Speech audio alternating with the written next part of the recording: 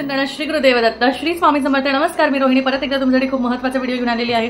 आणि आजच्या व्हिडिओमध्ये आपण बघणार आहोत की बघा आपण काय करतो, आपण दरवेळेस दररोज किंवा दर कोणत्याही सणवारी किंवा बऱ्याचशा जणांकडे बघितलेलं आहे बघा, आपल्या दक्षिण भारतात रोजच्या रोज उंबरठ्याची पूजा रोज केली जाते। उंबरठ्याचं पूजन रोज केलं जातं, तिची शास्त्रशुद्ध पद्धतीने व्यवस्थित पूजन करून उंबरठ्याचं पूजन करून लक्ष्मी मातेचं आगमन केलं जातं। त्याचमुळे आपण बघतो की साऊथ इंडियामध्ये किंवा आपल्या जे दक्षिण भारतीय लोकांमध्ये जे देवांच्या पारंपरिक गोष्टी आहेत त्या खूप चांगल्या पद्धतीने पावित्र्यतेने पाळल्या जातात।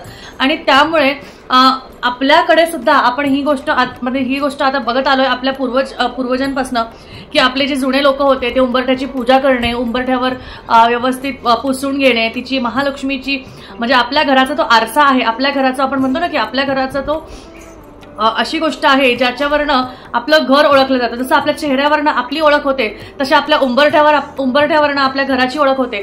त्यामुळे लक्षात ठेवा, तुम्हाला तुमच्या उंबरठ्याला नक्कीच दररोज स्वच्छता ठेवायचंच आहे।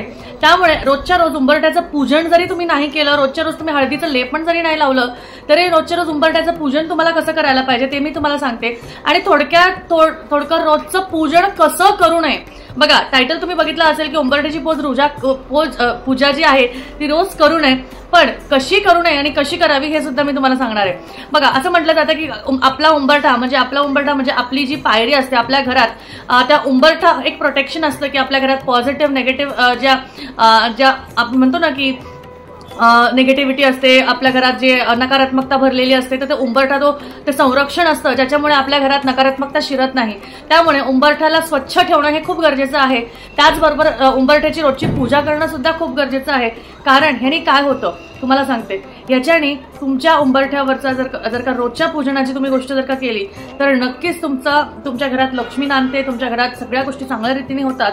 आणि त्याचबरोबर तुम्हाला सांगते महत्त्वाची जी गोष्ट आहे की बऱ्याच वेळेस असं बघितलं जातं, तर तुम्हाला काय करायचं आहे, तुम्हाला रोज सकाळी संध्याकाळी जेव्हा तुम्हाला जसा वेळ भेटेल त्यावेळेस तुम्हाला तुमच्या उंबरठ्याला व्यवस्थित पुसून घ्यायचं आहे। व्यवस्थित पुसून घेतल्यावर त्याला हळदी कुंकाचे म्हणजे तुम्हाला सांगते अगदी हळदी कुंकाच्या 2च बोटं तुम्हाला अशी लावायची आहे, फुलं व्हायची आहे, फुलं वाहा, व्यवस्थित फुलं वाहा।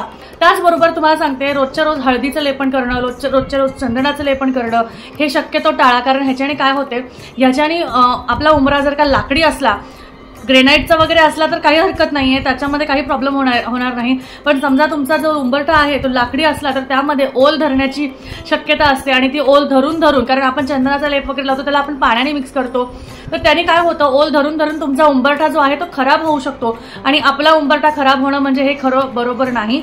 त्यामुळे बरेचसे जण उंबरठ्याजवळ दिवा लावतात, धूपबत्ती लावतात, दिवा लावतात, उदबत्ती लावतात, कापूर जाळतात। याने काय होतं, उंबरठ्याजवळ ह्या सगळ्या गोष्टी केल्याने कधी ते जो उंबरठा आहे सारखं त्याला उदबत्ती हे जवळ लावून खूप ते काळं पडून जातो, त्याच्यावर खूप काळोख साचते, कारण ते काय होतं सगळा तो काळा धूर जो आहे तो त्याच्यावर साठला जातो आणि त्यामुळे ते पूर्णपणे काळं होऊन जातं। अशा पद्धतीने कसं आहे, जेवढा स्वच्छ जेवढा सुंदर तुम्हाला उंबरठा ठेवता येईल तेवढा तुम्हाला ठेवायचा आहे। त्याला सारखं घासापुशी करायची नाहीये, त्याला सारखं तुम्हाला काही ना काही करत बसायचं नाहीये।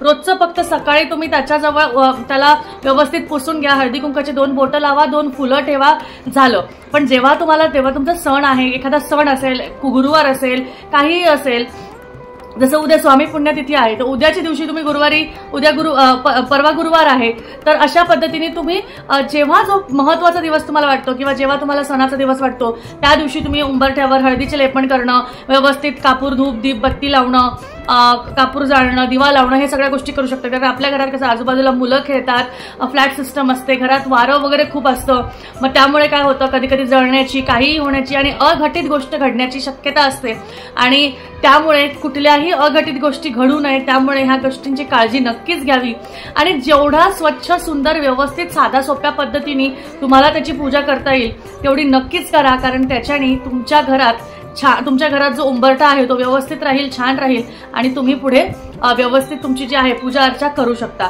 फक्त आपला तो उंबरठा म्हणजे आपला आरसा आहे, आपला उंबरठा म्हणजे आपलं संरक्षण आहे, त्यामुळे त्या संरक्षणाला जपणं आपलं गरजेचं आहे। त्यामुळे रोज ह्या गोष्टी न करता सणावाराला करा, महत्त्वाच्या दिवशी करा, बस झालं महत्त्वाचं। कारण ओल धरल्याने मग त्याला कसं असतं, बऱ्याचशा वेळेस मी बघितलं आहे की सारखं त्याला पाण्याने हे करून एखाद्या उंबरठ्याला लाकडी येतो, लाकडी म्हटल्यावर तर किती देवाचं आपण करा, पण ते वस्तू तर ती लाकूड आहे, त्यामुळे त्याला वाळवी धरू शकते, काहीही होऊ शकते. मी बघितलं याच्या गोष्टी होतात. त्यामुळे जेवढी साध्या सोप्या पद्धतीने तुम्हाला त्याची पूजा अर्चा आणि व्यवस्थित मांडता येईल, व्यवस्थित करता येईल तशीच करा. त्यानिमित्तानेच तुमचा जो उंबरठा आहे तो व्यवस्थित राहील, त्याची रोजची पूजा पण होईल, परत तो खराब पण होणार नाही आणि वर्षानुवर्ष तुम्ही त्याच्यावरच व्यवस्थित तुमच्या घराचं बघा जो काही आहे, जो काही पॉझिटिव्हिटीला आणणं आहे ते तुम्ही करू शकता.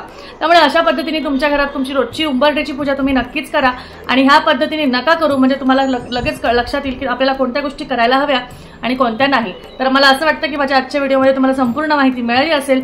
माहिती मिळाली असेल तर नक्कीच व्हिडिओला लाईक करा, शेअर करा, चॅनलला सबस्क्राईब करा, कारण असेच नवनवीन व्हिडिओज मी तुमच्यासाठी अजून घेऊन येत असते. भेटूया परत अजून एका छानच्या व्हिडिओबरोबर, अजून एका छानच्या माहितीमध्ये. तोपर्यंत काळजी घ्या. आजचा व्हिडिओ, आजची माहिती इथे स्वामीचरणी अर्पण करते आणि तुमचा निरोप घेते. परत भेटू अवधूत चिंतना. श्री गुरुदेव दत्त. श्री स्वामी समर्थ. जय जय स्वामी समर्थ.